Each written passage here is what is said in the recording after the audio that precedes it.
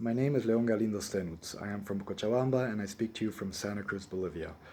I am a practitioner, a lover, and a friend of democracy, a demosophist, a demosopho, a person who tries to embody, live, and practice democracy in the blood. Democracy means respect for the rule of law. It means respect for peace. It means respecting the opinions and the differences of others and finding peaceful, civilized, concerted ways of exchanging ideas, of exchanging the practices, the needs, the instruments, the resources for learning how to coexist in a peaceful, civilized, and decent way within a stable social order. That is not what is happening in Bolivia today. In Bolivia today, there are hordes, literally dozens to hundreds, in some cases thousands of people from one side and another, particularly from the side that has been supporting the Movimiento al Socialismo, the MAS, the party that has put Evo Morales and Alvaro Garcia Linera in power. And these two individuals who have now been exiled, who have resigned, who have officially resigned out of fear because they have been stealing and corrupting and abusing the country for over 14 years. They have personally and directly allowed and done nothing to prevent the burning of 5.3 million hectares of rainforest, of Amazon tropical rainforest. That is an area of land larger than Belgium, larger than the entire south of England. 5.3 million hectares that have been burned to the ground, over 2 million mammals that have died, mammals on the edge of extinction. That, over the months of July, August, September of 2009, led to an uproar and to a final saturation of a society that has been tired of the abuse and misuse of power over almost 14 years, 13 years, going on 14 years. The government of Evo Morales Ayma and of Alvaro Garcia Linera have stolen, have lied, have abused, have destroyed this country. There are hundreds of thousands of Bolivian citizens that have taken to the streets in peaceful, nonviolent marches over weeks, and not just now. This has been over several years, and over these last few months, with the forest fires, with the fraud, massive, corrupt, completely unacceptable fraud that the government of Evo Morales and Alvaro Garcia committed. We have gotten tired of this. We have stood up and we have said enough. And what people outside of Bolivia, Bolivians and friends of Bolivia who don't live in Bolivia, need to understand is that this is not about urban people against people in the countryside. This is not about racism. This is not about discrimination. This is about democracy. This is about the respect for the rule of law. It is about respect for the basic institutions, practices, and values that allow for a democratic order to function or to not function. In Bolivia, the rule of law has broken down. Thugs, abusers, criminals have taken over our government. Two pieces of information that anyone observing Bolivia outside of Bolivia must know.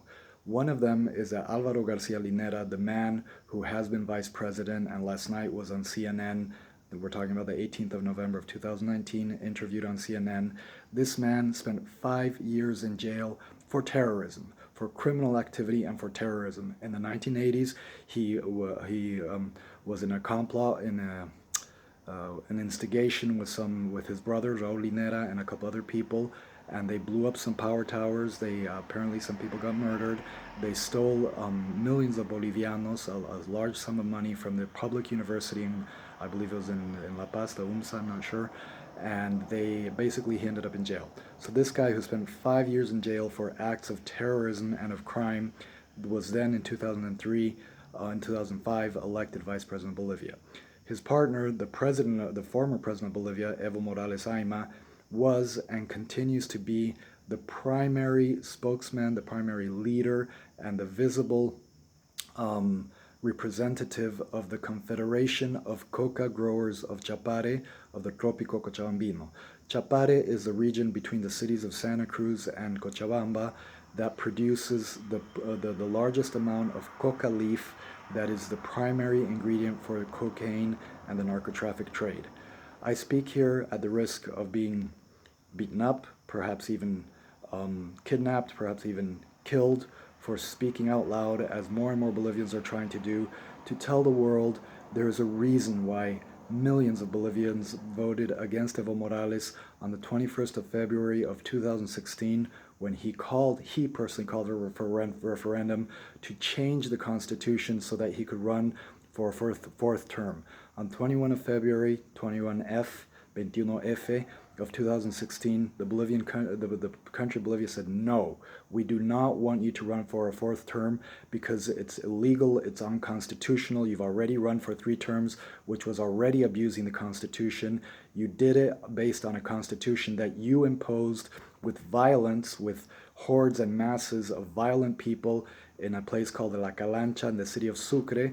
I think it was 2007 or 2008, he imposed a constitution that allowed him to run for re-election a second time. Then he, for a third time, after a second time, he won through a lot of fraud and a lot of misuse of public resources, of massive amounts of money spent on public media, on harnessing the entire media apparatus of the state, harnessing state vehicles, demanding and obliging state employees, over 100,000 state employees, professors, teachers, municipal workers, to march and participate in marches and vote for him at the risk of losing their jobs. After all of this manipulation, after all of this abuse, he then runs for a fourth term. The country on the 21st February 2016 clearly says, no, we do not want you to run for a fourth term. Despite that, he runs in a completely unconstitutional, illegal election for whatever reason, probably corruption and others. A number of presidential candidates of the quote-unquote opposition present themselves, including Carlos Mesa, a new evangelist called Chi, a Korean Bolivian, and Oscar Ortiz being the three main contenders in the opposition, the quote-unquote democratic opposition. And most of the country of Bolivia, most of Bolivian adults vote for the opposition, even though they don't like or believe, as myself, in any one of these candidates, but they vote for democracy, they vote for a transition. We win the election, and despite winning in a clean, democratic, peaceful way, Evo Morales, Alvaro Garcia Linera, his ministers, and their entire entourage, they insist on committing fraud after using tens of millions of dollars of taxpayer money, of our money, of people who work our asses off to keep this country together. They steal this money, they reinvest it to lie to us, to cheat us, to betray us, to try and convince us that we want them in government when we don't. So millions of us go out and we vote against them. We win the election, but they manipulate the election because as of 2005, Evo Morales, the first thing he does in his first week in power is he takes over the army. He gets rid of the top 3 generations of army and police generals, replaces them with people that he trusts and that are loyal to him, uses money that God knows from where to pay these people to defend him and to protect him, and then systematically from 2005 onward, he destroys all of the fundamental values, culture, institutions, practices, checks and balances that allow for a democratic order. These include regional and state autonomies. These include the respect for the separation of powers, which he completely does away with. He establishes a very strong executive in the sad Latin American tradition of creating a very strong presidency and getting rid of a parliament, creating a parliament that's basically rubber stamping, as in Venezuela, everything he says. He takes over the judiciary, distorts the whole idea of judicial power, calls for a very strange election of judges. Bolivia is one of the few countries in the world, perhaps the only one, which quote-unquote elects its judges, which is another form of political manipulation. And so basically the executive power, the president, vice president, and his ministers take control, complete control over the government. They basically make the government theirs. It's a single political party, quote-unquote, a political party backed by the cocaleros, his shock troops that are over 50,000 families that live in the Chapare, that produce somewhere between 90 and 95% of the coca that goes straight into the cocaine industry. These are statistics based on the DEA, the CIA, the United Nations. Anyone who has done any serious research on the coca and the Chapare knows that most of that coca goes into the international cocaine trade, which destroys individuals, families, and communities across Brazil, across Bolivia, across South America, Africa, the United States, Europe. So what we're facing, what Bolivians are facing, is a war against crime, a war against narco-traffic, at the risk of being shot, at the risk of speaking the truth to power. I direct this message to Democracy Now!, to the people who run Democracy Now!, to the Andean Information Network, to all of the manipulative, lying, false social networks and media channels that are, for whatever reason, distorting the truth of what is actually happening in Bolivia. Today, 19th of November 2019, after 2 or 3 weeks of hordes invading our big cities, some of my closest friends in La Paz, in El Alto, in Santa Cruz, and in Cochabamba have faced serious risk. We have hundreds, if not thousands, of people on the streets running around with sticks and stones, threatening to invade our cities, to beat us to death, to kill us, basically. We are on the edge of a potential genocide that the United Nations and the OAS are doing nothing about. So the people, like the people who run Democracy Now!, who continue to perpetuate lies about what is really happening in Bolivia, either they have no clue and they don't understand what is happening, or they are so caught up in their ideological trappings and their conviction that Evo Morales is an innocent, kind, good Indian who simply wants social justice for his country. Or worse, they are being paid by these mafia, by these criminals, to distort and manipulate the information that's floating through the internet, and that's distorting the whole truth of what is really happening in Bolivia. The truth is, and I'll start wrapping up with this, is that millions of Bolivians want democracy. We want peace. We want the rule of law. Over 80% of the country are God-loving, decent human beings who simply want to move on with their lives, want to have their jobs, want to have social peace and social stability. But we've been under the boot of a dictator, of a terrorist, and of a criminal gang who continue to lie and insult and attack us on CNN, on Twitter, from abroad. I ask Jack Dorsey of Twitter, I ask each one of the leaders of YouTube, of Google, of Twitter, of Facebook, Mark Zuckerberg, this message is for you too. Please stop the madness before thousands or tens of thousands of Bolivians get murdered. It's up to you guys, the people who run the social media, to get your act together and to understand that your social media kills human beings, because you are not filtering and you are not imposing the rules that allow citizens who want peace and democracy and a decent life to stand up to dictators and criminals who pour millions of dollars, if not tens to hundreds of millions of dollars, into campaigns that destroy the voices of citizens who don't have the time, the energy, the capacity to spend 8 hours a day on Twitter, on Facebook, fighting for the truth and fighting against all the manipulation, the falsehood that is destroying lives and destroying our countries. This is the truth. This is my truth.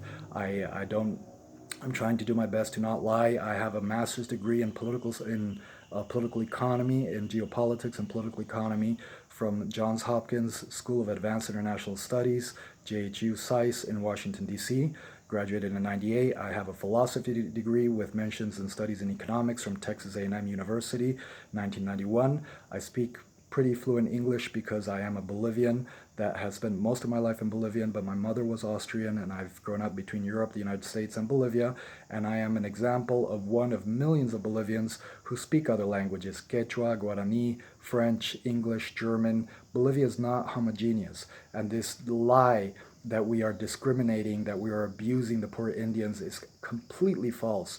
Most Bolivians have indigenous and Indian blood in them.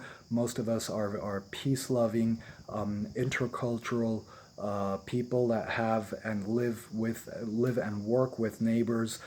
We buy and we sell and we interact with our neighbors from different social classes, from different ethnicities. We are a very diverse nation. We love peace. We are, in general, a gentle and generous people, but there are a small minority, no more than 15-20% of individuals who are criminals, who are involved in the international narco-traffic trade and other very dangerous and very harmful trades, human trafficking. The number of people who've been captured and sent into slavery, women who've gone into prostitution, who've been forced into prostitution, children who have been kidnapped, the rumors of organ trafficking and child pornography that have come out of Bolivia.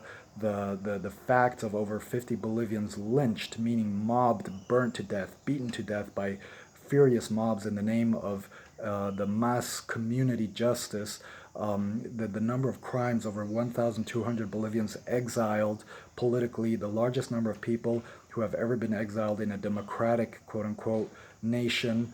Not even military governments have exiled or persecuted as many Bolivians as the MAS has persecuted.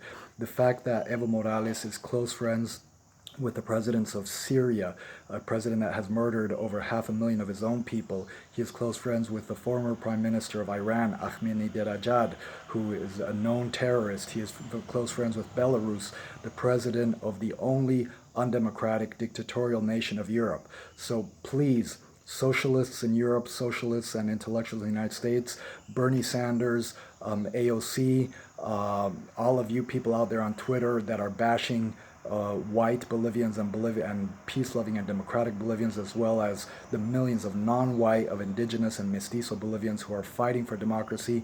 Get your act together, get your facts straight, understand what is really happening in Bolivia, and stop the madness before this country falls into a deep dictatorship like Venezuela or into a civil war like Syria.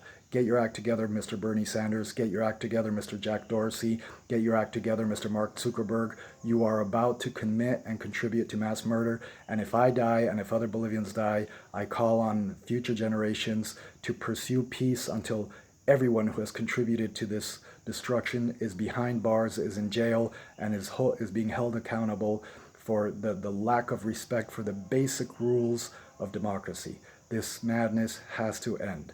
My name is Leon Galindo Stenuts. I am from Cochabamba. I speak today from Santa Cruz, Bolivia, and I am calling for peace, for love, for respect, for truth.